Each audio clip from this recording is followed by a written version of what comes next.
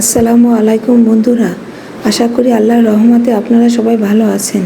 অনেকে পারফেক্টভাবে ভুড়ি রান্না করতে পারেন না, তাই গরুর ভুড়ি খেতে পারেন না। এই ভুড়ি যদি পারফেক্টভাবে রান্না করা যায় তাহলে কিন্তু এই ভুড়ি দিয়ে আমাদের খাওয়া হয়ে যাবে। আজকে আমি পারফেক্টভাবে গরুর ভুড়ি রান্না করে দেখানোর চেষ্টা করব ইনশাল্লাহ।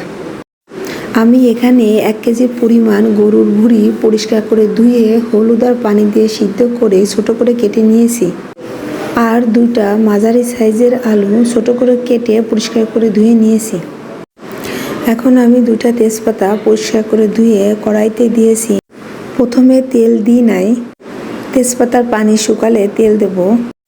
এখন আমি কড়াইতে পরিমাণ মতো সরিষার তেল দিয়ে দিলাম। তেলটি গরম করে নেব। এখন আমি 1 কাপ পেঁয়াজ কুচি দিলাম। এই পেঁয়াজ কুচি আমি লাল করে ভেজে নেব। পরিমাণ মতো লবণ দিয়ে দিলাম। পেঁয়াজগুলি আমি লাল করে ভেজে নিয়েছি। এখন আমি এর ভিতরে 1.5 টেবিল চামচ জিরা বাটা, 1.5 টেবিল চামচ আদা বাটা এবং 1.5 টেবিল চামচ রসুন বাটা দিয়ে দিলাম। ভুড়ি রান্নায় মশলার পরিমাণটা একটু বেশি দিতে হয়। এখন মশলাটি একটু ভেজে নেব। দেব 1 চা চামচ হলুদ গুঁড়ো, 1 টেবিল চামচ শুকনো মরিচের গুঁড়ো, দেব 1 চা চামচ ধনিয়া গুঁড়ো। এবার মশলাটি আমি একটু নেড়ে দেব।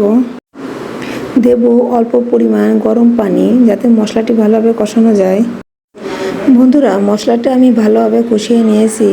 এখন আমি সেই গরুর ভুড়ি এই মশলার ভিতরে দিয়ে দেব। এখন এই ভুড়ি আমি ভালোভাবে মশলার সাথে কষিয়ে নেব। বন্ধুরা, আমি কষানোর জন্য এখন একটু গরম পানি দিয়ে দিলাম। এবার ঢেকে দিলাম। বন্ধুরা, আমি এখন এর ভিতরে টুকরো করে কেটে রাখা আলুগুলো দিয়ে দিলাম। আবারও ঢেকে রান্না করব। আমি এই ভুড়ি কিন্তু খুব ভালোভাবে কষিয়ে নিয়েছি। ভুড়ি যেহেতু সিদ্ধ হতে একটু সময় বেশি লাগে, তাই আমি এটা ভালোভাবে সিদ্ধ হবার জন্য প্রেসার কুকারে দিয়ে দেব। বন্ধুরা, এই যে আমি ভুড়ি প্রেসার কুকারে দিয়ে দিলাম। এখন পরিমাণ মতো গরম পানি দিয়ে দেব। আমি এখানে 1 চা চামচ বাটা গরম মশলা দিয়ে দিলাম। বন্ধুরা, আমার রান্না শেষ। আমি প্রেসার কুকার থেকে নামিয়ে নিয়েছি। আমার এই আজকের রান্না যদি আপনাদের ভালো লাগে তাহলে দয়া করে আমার চ্যানেলটি সাবস্ক্রাইব করে দিবেন এবং আমার ভিডিওটিকে একটি লাইক, কমেন্ট, শেয়ার করে পাশে থাকবেন। ধন্যবাদ। আল্লাহ হাফেজ।